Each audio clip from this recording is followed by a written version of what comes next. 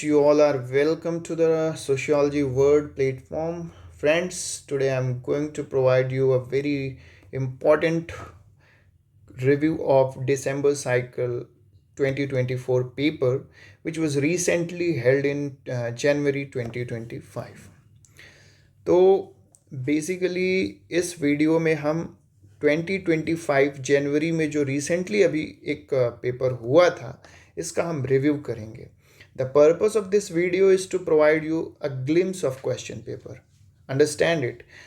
So here I'm not going to explain any question. It's just to provide you a glimpse of question paper, its pattern. The most important part is its pattern. Which section of the sociology has been asked consistently? उस section को हमें पकड़ना है और अपने आने वाली तैयारी को उसके अकॉर्डिंग अपने आप को प्रिपेयर करना है. ठीक है. सो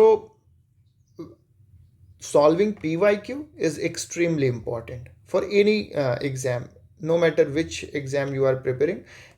PYQ is something that provides you a way, किस रास्ते पे आपको चलना चाहिए.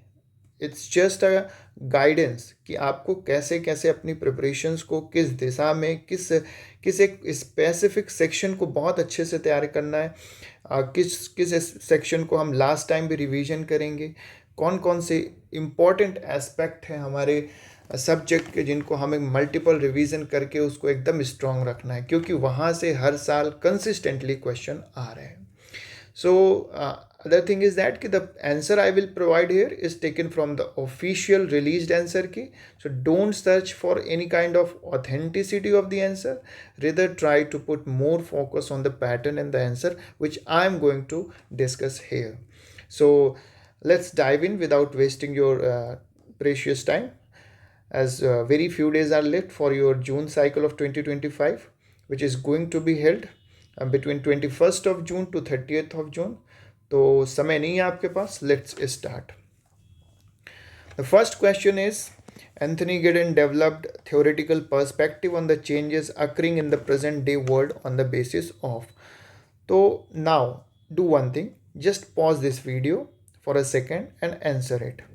The correct answer for this question is A and E. A and E, that is the third, right?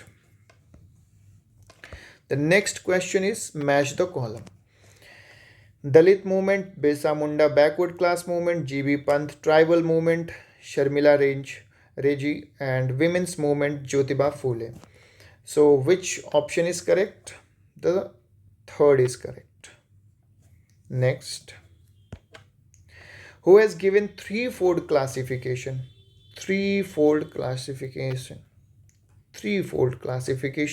of social movement, that is charismatic, organizational, and ideological, on the basis of his study. तो कौन था वो? Let me tell you, it's P.N. Mukherjee. Correct. Next, who argue that gender is something that is done or performed, then it is also something that can be undone when it is used by one group to exert power over another. तो ये किसका argument है? ये argument है Judith Butler का. Remember it. Next, who argue that the migrants are the representative of rural cosmopolitanism on the basis of their study. कौन था वो? तो the correct answer is Jan Breman and others, the fourth one. Remember it. Next, match the list one with list 2. It's structuralism, feminism, functionalism, symbolic interactionism, Erving Goffman, Emile Durkheim, Juliet Mitchell, and Levi Strauss. So which one is matching which one? Just pause it and answer it. The correct answer I am going to tell you is fourth. This is the correct answer. check it, you have marked it wrong or right. Next, arrange the following tribal revolts in India in chronological order. Now I'm telling you here कि ये एक pattern है, chronological order, match statement, thinkers, their books, their ideas. तो यहाँ पर ये हर साल repeat हो रहा है इस तरह के question. Just please pay attention to such kind of question and prepare your preparation. आप अपनी प्रिपरेशन को उसी तरह से प्रिपेयर करो कि आपको इस तरह के क्वेश्चन टैकल करने हैं, right. So the correct answer of this question is C 3, that is DBACE. So the chronology is correct chronology is बाबा तिलका माझी रिवोल्ट सबसे पहले हुआ, फिर संथाल रिवोल्ट हुआ, फिर बिरसा मुंडा रिवोल्ट हुआ, फिर मुंडा रिवोल्ट हुआ और लास्ट में टंगा भगत रिवोल्ट हुआ. Next, arrange the following Indian laws in chronological order. अब लॉज भी पूछा इन्होंने. Okay, let's try to understand it. The correct answer of this question is 2. So the first, according to chronology, A, Oriental Gas Company Act, right? फिर B, Indian Petroleum Act, D, Motor Vehicle Act, and E, the Factories Act, and in the last is C, Atomic Energy Act. So try to remember these. Maybe there is a possibility that they can repeat such kind of questions again. Next,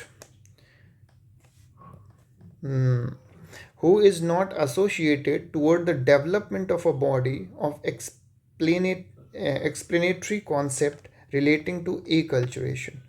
अब यहाँ पर not associated पूछा है acculturation से, right? So the correct answer is Malinowski, the 4th. Next, what are the difficulties in formation of hypothesis in social research? Social research से question आते हैं, please prepare yourself. Social research से question 100% आएगा ही आएगा. तो let's check the answer of this question. The first is absence of clear theoretical framework, absence of an ability to utilize theoretical framework, failure to be the familiarity with available research techniques, biasness in formulation of topics, gender bias in selection of samples. Correct choose करना है हमें, इसमें से correct choose करना है. तो the correct answer of this question is 3ABC. Okay, mark it and prepare it. Arrange the following studies in India. Arrange the village studies in India. Village studies in India in chronological order. Chronological order में village studies in India हमें बताना है. सब these are very tough question I think. इतना remember करके कोई जाता नहीं है. So see the level of paper is day by day increasing, right? The correct answer is 2. EDBAC. What is E? The Kishangarhi village of UP. Then D, Senapur village of Eastern UP. Then B, Bisipara and Bolskopa village in hills of Odisha. ठीक है.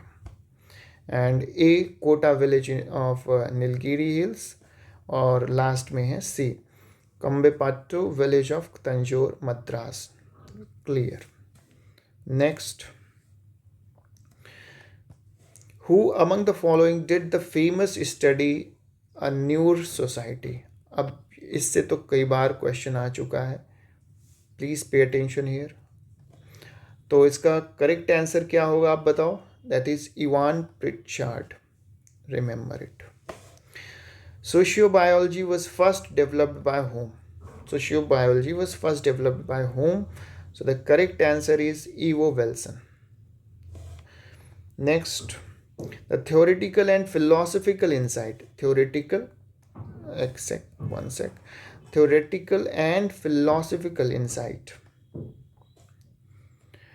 provided by Ambedkar includes Hindu social order with the place of individual, annihilation of caste, encouraging the practice of inner caste marriage, accepting the practice of priesthood by a single caste. So the correct answer here is B, sorry, second, that is BCA, right?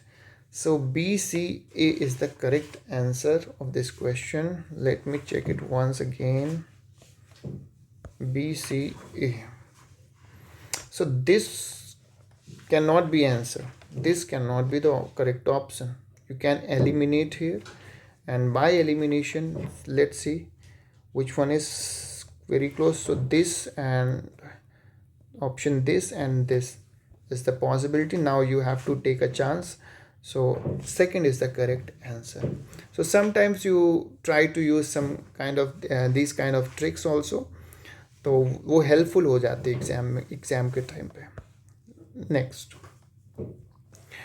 arrange the logical progression of type of question placed before to the respondent, drawn into the interview by awakening interest. Second, brought along from items which are simple to complex. Sudden and early request for personal information. A smooth transition of frame with no back and forth group. Embarrassing without an opportunity to explain. So the correct answer is here 3. A, B, C, E, D. So here we have to put in arrangement in logical progression. So logical progression के according हमें arrange करना है. तो first should be drawn into the interview by awakening interest. सबसे पहले अपने आप को इंटरेस्ट जगाना है. Then brought along from items which are simple to complex. Then sudden and early request for personal information. Okay. Then embarrassing without an opportunity to explain, and then at last a smooth transition of frame with no back and forth group. Clear? Next, so who has propounded the concept of runaway word? So runaway word किसने दिया था?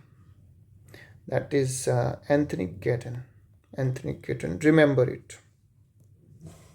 According to Max Weber, ideal type can be characterized as, Max Weber के according ideal type can be characterized as, so these are the options. Read it. The correct answer of this question is, just a second, 4.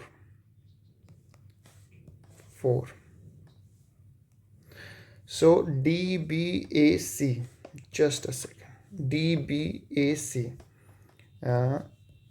DBAC, let's check. D is an analytical construct. B, devices helpful in doing empirical research. Ideal type की characteristics हैं. A, heuristic device. And at last, C, device helpful in understanding a specific aspect of social world. Correct? Next move. Arrange the history of media. Arrange the history of media in chronological order. So many questions that has to be arranged either in chronological or in sequence. So this is a kind of way they are creating the question, a trouble in the question. तो ऐसे ही वो toughness बढ़ा रहे हैं, difficulty level बढ़ा रहे हैं कि पहले एक क्वेश्चन को सिंगल एस्पेक्ट में पूछा जाता था, अब एक क्वेश्चन में 3 से 4 चीज़ें या फिर उस थिंकर का पूरा कॉन्सेप्ट या किसी थ्योरी से रिलेटेड उसके चारों एस्पेक्ट. तो अब ये स्किप नहीं कर सकते कि किसी भी चीज़ को आप ऊपर पढ़ लें.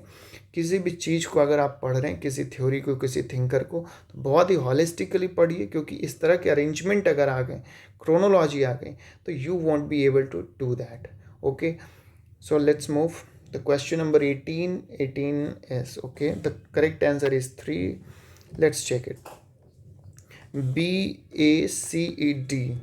सो करेक्ट आंसर बताना है. So B, publication of the Times for the first time in the chronological. ये क्रोनोलॉजी में सबसे पहले पब्लिश्ड हुआ है इन अवेलेबल ऑप्शन से. फिर ए, फर्स्ट परमानेंट सिनेमा. फिर C, first USA radio station. फिर E, first local British broadcasting company in the United Kingdom, sorry. And the D, rapid expansion of mobile phones. So ये rapid expansion of mobile phone, you can guess कि ये last ही होगा. बाकी अगर options आप देख रहे हो तो यहाँ से ये क्लियर है कि rapid expansion of mobile phones has to be last. तो दो ऑप्शन बचे, इन दोनों को छोड़ते हैं. अब इन दो ऑप्शंस में आप कोई एक करो तो 50-50% रिस्क है, right. Next, which theory suggest that the structure and actions are necessary, related to each other and are not opposite. तो जो स्ट्रक्चर है एंड जो एक्शंस है वो नेसेसरी है एक दूसरे के लिए, ना कि वो अपोजिट है. ये कौन सी थ्योरी कहती है? तो ये स्ट्रक्चरेशंस कहती हैं. याद रहे, structuration. Next, okay, 20. Arrange the following enactment of social legislation. Okay, just social legislation in chronological order. The correct answer is 1. Domestic Violence Act, the first in a chronology. D, Special Marriage Act, and it was 1954. B, Hindu Marriage Act. E, Hindu Succession Act. Then C, Right to Property Act. Then A, Domestic Violence Act 2005. So you can, if you know that Domestic Violence Act was passed in 2005, you could be right. There is only one option, A. So via elimination you can directly conclude to the answer that yes, Domestic Violence Act was passed in 2005 and it is a recent one, and all others have been passed earlier. That is a very general guess. अगर date नहीं भी याद है तो it's fine, but domestic violence act क्योंकि अभी पास हुआ है 2005 में, तो that has to be in your memory. Okay, let's move further. Question number 21. The division of caste, class, gender and ethnicity combine to produce complex form of social inequality. The statement is closest to idea of whom. ये idea जो है, ये जो बात इन्होंने कही कि जो division of caste, class, gender और एथनिसिटी है, ये कंबाइन होकर एक बहुत ही कॉम्प्लेक्स सोशल इनइक्वालिटी को प्रोड्यूस करते हैं. ये स्टेटमेंट जो है ये किसके क्लोज है? तो the correct answer is KW Crenshaw. Remember it, KW Crenshaw. Next, J. Habermas emphasizes on three basic types of knowledge that encompasses the full range of human reason. These three basic types of knowledge are, वो कौन से हैं? So there is an option. The correct answer of 22 is 1. A, B, A, C and D. So A is empirical analytic knowledge, C is hermeneutics historical knowledge, and D is empirical theoretical knowledge. So try to remember it. These are the three basic types of knowledge that encompasses the full range of human reason. Clear? Okay. Moving to the next question. Question number 23. List 1 में दिया हुआ है social institution, mob, social group, association, and list 2 में इसके explanation दिए हैं कि what it is. So social group of people united for a specific purpose और limited purpose of number of purpose, a collection of individual interacting with each other under recognizable recognizable structure, enduring and acceptable form of procedure governing the relation between the individual and groups, unruly crowd characterized by inability and disorder. Let's move further. What is the correct answer? 23 is the third is correct answer. This one is correct. So just try to match it and try to learn it, revise it and remember it. Moving further. Question number 24. Imagined community refers to a socially constructed community, one which is imagined by the people who perceived themselves as a part of that group. आप इसमें से आप चारों question आपके पास हैं, ये चारों options पढ़ो. The correct answer of this question is a, that is first. Next question is question number 25. तो इसमें आंसर की में दो ऑप्शंस प्रोवाइड किए गए हैं. The option A is also correct, option B is also correct. Sorry, 1 and 2 both are correct. So if you have marked any one of them, you will get the total +2 marks. Okay, तो यहाँ पर आपने कोई भी एक किया होगा तो आपको मार्क्स मिलेगा, बट अब 3 and 4 किए होगे तो फिर नहीं मिलेगा. पर ए 1 और 2 में कंफ्यूज होके कोई एक भी चूज़ कर लिए तो फिर मार्क्स आपको प्रॉपर मिलेगा. क्लियर. नेक्स्ट क्वेश्चन किससे रिलेटेड था? क्वेश्चन था group the trait as explain by Saskia Sassen in the global city. तो ग्लोबल सिटी सस्किया शेशेन का एक कॉन्सेप्ट था जिसमें उन्होंने ग्रुप ऑफ ट्रेट्स को एक्सप्लेन किया था और उसमें ये सारी चीज़ें हैं. इसको आप पढ़ सकते हो, ये सेपरेट आप इसके नोट्स बना सकते हो क्योंकि ये कुछ चीज़ें हैं जो रिपीट होने के बहुत चांसेस हैं. Question number 26. Null hypothesis, very common question they asked every time. Alternate hypothesis, directional hypothesis, non-directional hypothesis. तो इसका करेक्ट आंसर होगा, लेट मी, आप इसके स्टेटमेंट्स रीड कीजिए. पहला स्टेटमेंट मैं पढ़ के सुनाता हूँ. Hypothesis that aims to predict the direction of the relationship between two variables. Next, a statement in which there is no relationship between the two variables. With 3, hypothesis that predict a relationship between the two variables. However, the nature or the direction of relationship is not defined. The third is the last statement, that is fourth, a statement in which there is some statistical relationship between the variables. Just pause it and try to match the correct options. And the correct option of question number 26 is 3. That is 3. So इस video को बनाने का पूरा purpose यही है कि आप questions को पॉज कीजिए, उसको रीड कीजिए, उसको आंसर कीजिए और एक कॉपी में देखिए कि हम आज टोटल 50 क्वेश्चन डिस्कस करेंगे.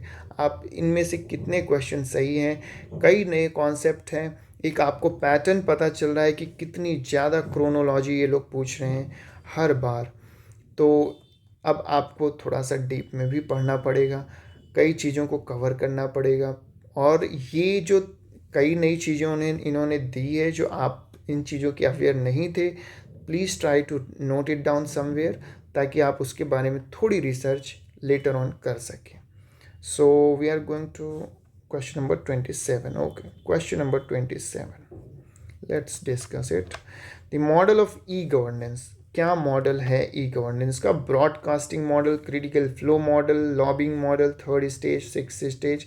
सो व्हाटसोएवर करेक्ट आंसर इसका होगा question number 27, 3 A B C, that is lobbying, critical flow and broadcasting.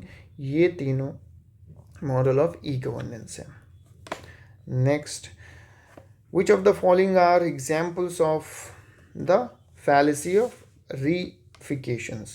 Fallacy of reification W.I. Thomas ने 4 विशेष में बताया था और उसमें से इसमें से जो अवेलेबल ऑप्शंस हैं इनमें से कौन से एग्जाम्पल्स हैं, कौन से एग्जाम्पल्स हैं? Experiencing new situation, securing the recognition of others, hypothetical participation, retaining feelings of security, eliciting response from others. क्या है इसके एग्जाम्पल्स? अगर वैसे मैं अभी पढ़ाने के मूड में हूँ नहीं, पर थोड़ा सा बता देता हूँ, चलो यहाँ पे थोड़ा सा बता देता हूँ। ये फैलेसी का क्या मतलब होता है? समथिंग दैट इज़ फॉल्स, बहुत सिंपल सी बात है। और रीफिकेशन का क्या मतलब होता है? रीफिकेशन का मतलब होता है कि मूर्तिकरण करना, कि if something is in the in the form of value, तो उसका फिजिकल अपीयरेंस नहीं है, पर हमने मूर्तिकरण करके उसका एक स्वरूप दे दिया। फॉर एग्जाम्पल, हम भगवान को मानते हैं पर no one has seen him, किसी ने नहीं देखा है, पर हमने मूर्तिकरण किया, उनको एक फिजिकल फॉर्म में दे दिया और एक ऐसी फीलिंग लाई कि लगता है भगवान सामने है। तो ये जो एक आइडिया को एक स्वरूप दे देना, that is called fallacy of reification. Fallacy मतलब कि जो चीज़ें फिजिकल फॉर्म में प्रेजेंट नहीं है उनको आप रीफिकेशन के थ्रू, मतलब मूर्तिकरण या फिर उसके फिजिकल अपीयरेंस के फॉर्म में दे देना, और आपको इस तरह से महसूस हो कि वो चीज़ हमारे बीच है। फॉर एग्जाम्पल, अगर मैं आपसे नाराज़ हूँ तो नाराज़गी एक आइडिया है, इट्स नॉट प्रेजेंट और आप उसको देख नहीं सकते हो, पर आपको ऐसा महसूस होगा कि it is between you and me. So इस तरह की जो चीज़ें होती है वो फैलेसी ऑफ रीफिकेशन है, और ये W.I. थॉमस ने बहुत बढ़िया कॉन्सेप्ट इन्होंने दिया था, और ये इसके एग्जाम्पल्स। इसका करेक्ट आंसर मैं बताता हूँ, ज़्यादा समय नहीं लूँगा आपका। करेक्ट आंसर इसका होगा 2, that is A B C D except E सारे हैं। Next question number 29, transsexual man, transsexual women, transvestite women, transvestite man. अब इसके एक्सप्लेनेशन में आपको देना है, तो इसका करेक्ट आंसर होगा 3, दैट इज़ A का 4, मतलब A का 4 का मतलब है ये। ट्रांससेक्सुअल मैन कौन होते हैं? अ वीमेन बिकम्स अ मैन, वो ट्रांससेक्सुअल मैन होते हैं। और B का 1 मतलब ट्रांससेक्सुअल वीमेन कौन से? A man who becomes a women. और ट्रांसवेस्टाइट क्या होते हैं? ये होते हैं C का सेकंड है, सेकंड मतलब ये a women who regularly dressed as man. और ट्रांसवेस्टाइट मैन कौन से? A man who regularly dressed as women. तो ये थोड़ा सा इनका क्लासिफिकेशन है, अच्छा है याद रहे तो। Next question, arrange the following stages in the development of human communication: the age of sign, age of electronics, age of prints, age of writings, and information age. अब arrange the following stages in the development of human communication. Human communication में जो इसका कौन कौन सी stages हैं, ये development हुआ कैसे, और इसका लास्ट स्टेज क्या होगा। सबसे पहले टारगेट ऐसे करो कि इसका लास्ट स्टेज क्या होगा। तो last stage information is as, AI। आप कोई भी इंफॉर्मेशन कहीं भी कुछ भी, तो आज के समय में इंफॉर्मेशन ही सब हर जगह, मतलब एक ही चीज़ आप देखोगे कि 10 जगह मिल रही है। और ये जो एज है, पहले इतना ईज़िली इंफॉर्मेशन अवेलेबल नहीं थी। हाँ, आज से 10 साल पहले ही आप देखोगे, इंटरनेट के आने से पहले जब बहुत कॉमन हो गया इंटरनेट, अदरवाइज़ किसी भी न्यूज़ के लिए हम एक दूसरे के पास जाते थे, पूछते थे, रेडियो पे डिपेंड्स होते थे, शाम के समाचार के लिए डिपेंड्स होते थे। अभी क्या है, किसी भी समय एवरी टाइम बहुत सी चीज़ें लाइव चल रही हैं, लोग बता रहे हैं, पता चल रहा है, तो ये एक इन्फॉर्मेशन एज है। तो इसका करेक्ट आंसर अगर आप देखोगे तो 30 का 2 है, इसका लास्ट E है। अगर आपको ये समझ में आ गया तो आप बाकी एलिमिनेट कर दो और आपका correct answer is 2। Next, arrange the disease pattern and there frequency of occurrence in the chronological order. अब इवन ये तक क्रोनोलॉजी में पूछ लिया कि कौन सी डिसीज़ है जिनकी फ्रीक्वेंसी अक्रेंस की बहुत ज़्यादा है, उसको क्रोनोलॉजिकल ऑर्डर में बताइए। तो 31 का 4 is the correct answer. Let me check what is the 4। तो 4 में जो पहला है वो A है, B है, C है, E है और D है। Let me check. ABCD, ABC और ED है। तो सबसे ज़्यादा एपिडेमिक होता है, जैसे अभी आया था, ट्यूबरक्लोसिस, देन हार्ट डिसीज, और फिर कैंसर, और फिर Alzheimer. Alzheimer is the last one. Next, match the list 1 and list 2। तो ये क्वेश्चन है, आप इसको देखो। Power refers to the degree to which individuals और groups can impose. Prestige, social group ranked in the term of ritual purity. Wealth, related to the amount of esteem or honor.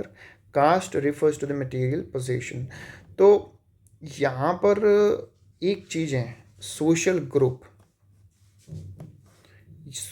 group and refers to the degree। अब 32 का 3 है।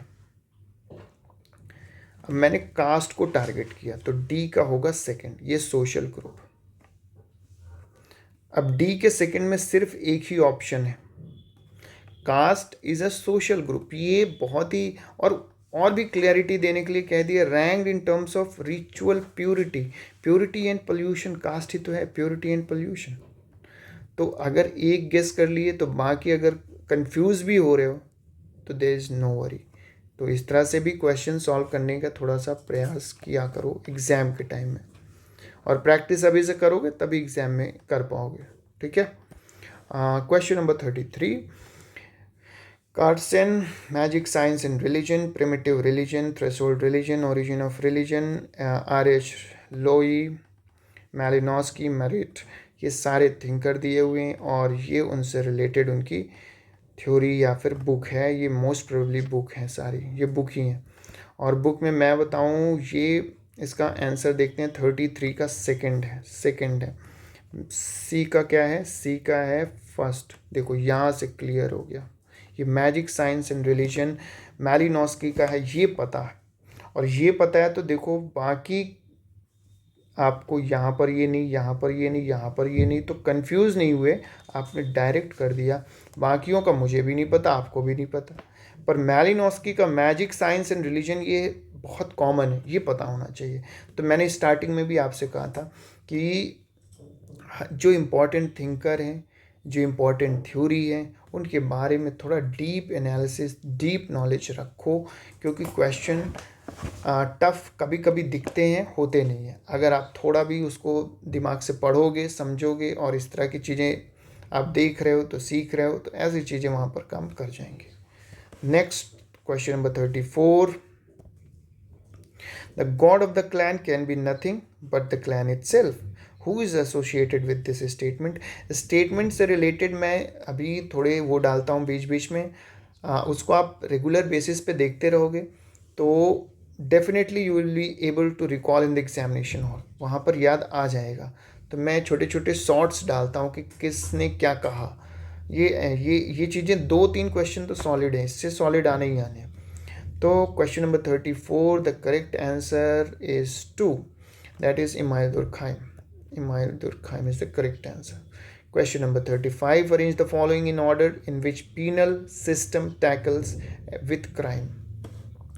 तो यहाँ penal system का मतलब IPC और जो CRPC evidence act, ये सारी चीज़ें जो टैकल करते हैं क्राइम को, तो यहाँ पर इनको बताना है, अरेंज करना है हमें कि ये किस तरीके से इस चीज़ को मानते हैं। Let's see the correct answer of question number 35। देखो, initially they have provided in their provisional answer key the correct answer was answer B. Initially वो जो प्रोविजनल आंसर की निकालते हैं तो they have provided the answer B, that is ABCDE। Later they have dropped it and they have dropped the whole question. उन्होंने इस पूरे question को ही drop कर दिया, क्योंकि इसका A भी सही है, B भी सही है, तो इन्होंने इसको ड्रॉप ही कर दिया पूरी तरह से। ठीक है, कोई बात नहीं, ये NTA का अपना सिस्टम है। Let's check question number 36। The correct answer, who suggest that an interpretation that breaks with common sense. Interpretation that breaks with common sense, ये बहुत इंपॉर्टेंट है, याद रखना। And the correct answer is Max Weber. Next 37, ethical principle in social research does not involve which of the following. Ethical principle in social research, ethical principle in social research does not involve which of the following. अब ये बताना है 37 का 4, cognition. सो privacy, consent, dissipation, ये नहीं है. इसमें से कौन से हैं जिस जो जो जो नहीं है. ये देखो यार, नॉट इन्वॉल्व पूछा है. एथिकल प्रिंसिपल कौन सा नहीं है, तो कॉग्निशन नहीं है. प्राइवेसी, कंसेंट, डिसेप्शन आता है किसमें, ethical principle of social research में, पर कॉग्निशन नहीं है. Try to remember that. बहुत चांसेस ऐसी चीज़ें रिपीट हो सकती हैं. Next article 51G, that is ये आपकी फंडामेंटल ड्यूटीज़ हैं. Let's check it later. Article 21, Article 48A, Subhash Kumar versus state of Bihar, MC Mehta versus union of India. तो ये तो इन्वायरमेंट से रिलेटेड है, तो डी का थर्ड. अब देखो ये क्लियर है कि ये इससे रिलेटेड है, बाकी सब भी क्लियर है, पर मोस्ट अप्रोप्रिएट जो तुरंत दिमाग में क्लिक कर जाए, MC मेहता. अच्छा, इन्वायरमेंट से रिलेटेड है. लेट्स चेक इट कि क्या ये ऑप्शंस हैं क्या. तो 38 का correct answer is 4. Let's check it. 4. अब यहाँ पर 4 है. ए का थर्ड, थोड़ा सा पीछे चल के देखता हूँ. डी का थर्ड है क्या कुछ. डी का थर्ड, इसका क्या आंसर. 38 का 4 है, डी का 4 है. सो माई मिस्टेक. देखो ऐसे गलतियाँ भी नहीं करनी है. हाँ, जल्दीबाजी में नहीं रखना. वो हमें ऐसे ट्रिक भी कर लेते हैं कि हम एक को देख करके टिक कर लेंगे तो इशू हो सकता है. तो डी का 4 है. अभी कैसे 38 में डी का 4 है. कैसे किया इन्होंने इसको. डी का 4. चलो कोई नहीं, जो आंसर है सो है. ए का थर्ड, बी का फर्स्ट, सी का सेकंड एंड डी का 4. Let's move further. 39, question number 39. Which one of the following term denoting people whose gender identify and or performance correspond with that which is assigned gender at birth, which is assigned gender at birth or according to dominant norms of masculinity and femininity. तो इसमें से कौन सा term ये denote करता है कि people जो gender identity and performance correspond with that of assigned gender at birth. तो कौन सी जेंडर हो, क्या परफॉर्मेंस, क्या रोल, ये जो इसको कौन सा ऐसा टर्म है ये जो डिनोट करता है ऐसी चीज़ें, तो that is sis gender. Sociology में हम उसको सिस जेंडर कहते हैं. ठीक है, ये मैस्कुलिनिटी और फेमिनिटी की बेसिस पे ऐसा थोड़ा सा पहले से ही एक वो प्री कंसीव्ड आइडिया बना करके रखा हुआ है. Question number 40, which of the following is incorrect. लो, एक आ गया क्वेश्चन विच इज़ इनकरेक्ट. अब यहाँ पर आपने इसको ध्यान नहीं दिया तो गलतियाँ हो सकती है. तो gender can not be changed, ये इनकरेक्ट है. इससे ज़्यादा सिंपल कुछ है ही नहीं. Gender can not be change. जो जेंडर है वो, अगर वो ट्रांसजेंडर ही रहेगा. अगर वो मेल है तो मेल ही रहेगा, फीमेल है तो फीमेल ही रहेगा. अब यहाँ पे ये आर्गूमेंट करना कि भाई ट्रांसजेंडर तो अपना जेंडर चेंज कर लेते, नहीं. वो बेसिकली जो है वही नहीं बन पा रहे, तो वो बनना चाहते हैं, तो वहाँ पर चेंज कुछ नहीं हुआ. वो अपनी ओरिजिनल आइडेंटिटी को ही पाने के प्रयास कर रहे हैं. राइट. तो next question number 41. According to Marxist perspective, the major function of education क्या है. Question number 41, correct answer is 1. Reproduction of labor power. According to Marxist perspective, the major function of education क्या है. Reproduction of labor power. पढ़ करके labour बनो, बस. ये marks perspective क्या था. मार्क्स जो था वो थोड़ा सा अगेंस्ट में था. जो इस्टेब्लिश्ड नॉर्म्स एंड वैल्यूज़ हमारी सोसाइटी के हैं उससे थोड़ा सा वो हट के सोचता था, वो उसका आइडिया था. We just need to remember those thinkers ideas only. Right. Question number 42 क्या है. who argues that modernity is an incomplete project. Instead of consigning it to the dustbin of history, we should be extending it, pushing for more democracy, more freedom, and more rational politics. किसका argument है ये है Jagan Habermas का। ये Habermas का argument है, और Habermas ऐसी चीज़ों पे बोलते थे, ये सबको पता है, थोड़ा सा बस इसमें गेस करना था और कुछ नहीं, right. Next is 43 the correct answer. Let's check the question. According to Yogendra Singh, which of the following is not a function of law? इसमें कौन सा not a function of law है according to Yogendra Singh? तो the correct answer is an opponent of change. Opponent of change. Question number 44. The man and the religion are not separate but interdependent entity. Plastic fluent growing emphasized by whom? ये किसके द्वारा emphasised किया गया कि man and religion are not separate but are interdependent entities, plastic and fluent growing. तो ये एक किसका आर्ग्यूमेंट है? 44। क्वेश्चन नंबर 44 बताओ जल्दी। तो करेक्ट आंसर होगा इसका डीपी मुखर्जी। कौन? डीपी मुखर्जी। इनके बारे में थोड़ा पढ़ लेना। आर के मुखर्जी, डीपी मुखर्जी, डीएन मजुमदार, इन सबके थॉट हर साल मतलब कंसिस्टेंटली आते ही रहते हैं किसी ना किसी डिफरेंट टाइप से। Question number 45। Group the correct argument explaining rational choice theory of religion. Rational choice theory of religion, एक सेकेंड, ये क्या हो गया?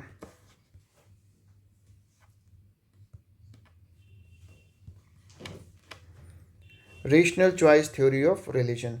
Rational choice theory of religion. तो 45, question number 45, the correct answer is second, ACE। क्या है explaining the rational choice theory of religion? A, that is it originated from America. C, that it assumes that most people are naturally religious. ज़्यादातर लोग naturally religious होते हैं, ये assume करता है ऐसा, जो rational choice theory of religion है। और E, it argues that there are rational reason behind belief in religion. हम रिलीजन पर जो बिलीव करते हैं ना, उसके पीछे का जो रीज़न है वो रेशनल है, ऐसा ये थ्योरी बताती है। Next question number 46। Karl Marx, Max Weber, Emmanuel Durkheim, Auguste Comte, ये एक ऐसे थिंकर हैं जो 110% आपको मिलने ही मिलने। तो अगर हम प्रीवियस ईयर क्वेश्चन अगर आप कोऑपरेट करते हो और आप वीडियोस को लाइक करोगे, शेयर करोगे, सब्सक्राइबर बढ़ेंगे, तो मैं अगर पिछले 10 साल के आपको ऐसे ही प्रीवियस ईयर करा देता हूँ, हर साल कार्ल मार्क्स आए हुए, मैक्स वेबर आए हुए, इमानुएल दुर्कheim आए हुए, अगस्त कॉम्ट, तो हम 80% इनके थ्योरीज कंप्लीट कर लेंगे कि नहीं कर लेंगे? और अगर कर लिए तो रिपीट होंगे ही होंगे, उसमें से कुछ आना ही आना है, 100% आना है, क्योंकि ये लिमिटेड है। अब तो दे आर नो मोर कि अब ये कोई नई थ्योरी बना रहे हैं, ये जितनी बना चुके हैं वो फिक्स्ड हैं और उन्हीं में से हारेंगे। तो ऐसे question at least we can tackle easily, और ये होने भी चाहिए। तो क्वेश्चन नंबर 46 का करेक्ट आंसर है बी, और बी का है मतलब ए का 4 कार्ल मार्क्स। तो the economic and political manuscript of 1844। B का है third, that is Max Weber, the Protestant ethics and spirit of capitalism. C का है first, Emmanuel Durkheim, the elementary form of religious life. और last है Auguste Comte, D का second, positive philosophy, positive. Next question number 47। Human sexuality freed from the seed of reproduction and moulded by individual choice, उसको क्या कहते हैं? तो correct answer is plastic sexuality, उसको कहते हैं plastic sexuality. Okay, the next, what are the basic assumption of civil society? 48 का first, ABE। तो ABE is the correct answer. तो ये बेसिक अजम्पशन है किसके? सिविल सोसाइटी के। कौन कौन से? A, B और E। Let's read it. A है the civility of civil society, B है separateness of civil society in the state, और ई है intrinsic relationship between civil society and democracy. Clear? Try to remember it. The next question is 49. What is the primary characteristics of capitalism according to Karl Marx? Sorry. So the correct answer is 3. That is relentless pursuit of profit. Relentless. रुकना ही नहीं है, बस पैसे कमाना है. मतलब दिन रात किसी भी टाइम बस पैसे ही कमाना है. तो ये जो एक सोच है, every time you are just thinking to earn money, उसको बस ये कह सकते हैं कि कार्ल मार्क्स कैपिटलिज्म को इसी फॉर्म में डिफाइन करते थे, और आज हम अपनी सोसाइटी में भी ऐसी चीज़ें देख रहे हैं. Question number 50. Group the scholars contributed to feminist methodology. Feminist methodology में किन किनों ने कंट्रीब्यूट किया, उसको हमें ग्रुप करना है. तो इसका करेक्ट आंसर होगा 1, that is B, C, D. और बी है सैंड्रा हार्डिंग, और सी है कैरोल गिलिगन, और डी है आपका हीदी हार्टमन. तो ये 3 लोग थे जिन्होंने फेमिनिस्ट मैथडोलॉजी में कंट्रीब्यूट किया. ये अकॉर्डिंग टू था. ठीक है, तो this is 50 question. This is part 1. So next part will be uploaded soon according to your responses. So tell me in the comment section. So I will try to provide you only then.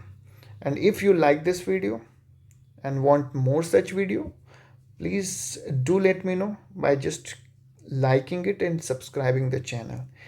That will be, definitely motivate me to put more efforts to provide you helpful content later as well. तो मैं हो सकता है फिर इसके एक question आपको explain करके पढ़ाने लगूं. अभी तो मैंने सिर्फ आपको आंसर्स दिखाए हैं, आपको खुद को इसको एनालाइज करना है, समझने हैं, और मैं नेक्स्ट पार्ट भी डेफिनेटली अपलोड कर दूंगा कल. तो नेक्स्ट 50 आप उसमें देख लेना. मैं ज़्यादा लंबी वीडियो होगी तो आप देखोगे नहीं, इसलिए मैं एक बार में नहीं किया, और आप भी थक जाओगे तो थोड़ा पॉज लो, क्योंकि ये बेसिकली आपको क्वेश्चन सॉल्व करना है, साथ के साथ आपको इसमें एनालाइज करना है, और ये टास्क आपको 2-3 साल का कर लेंगे तो you will be in a very good position. Believe me, you will be very best position. आपको हर चीज़ समझ में आएगी, और आप एग्ज़ाम हॉल में इंटर करने से पहले आपके अंदर एक कॉन्फिडेंस रहेगा कि I have covered all the important aspect of my preparation, और मुझे 100% मैं श्योर हूँ कि मैं इस बार एग्जाम निकालूंगा. और that confidence requires, it's very important कि वो कॉन्फिडेंस आपके पास चाहिए होता है, और वो यहीं से आएगा. So thank you, thanks to all of you. Okay, bye bye.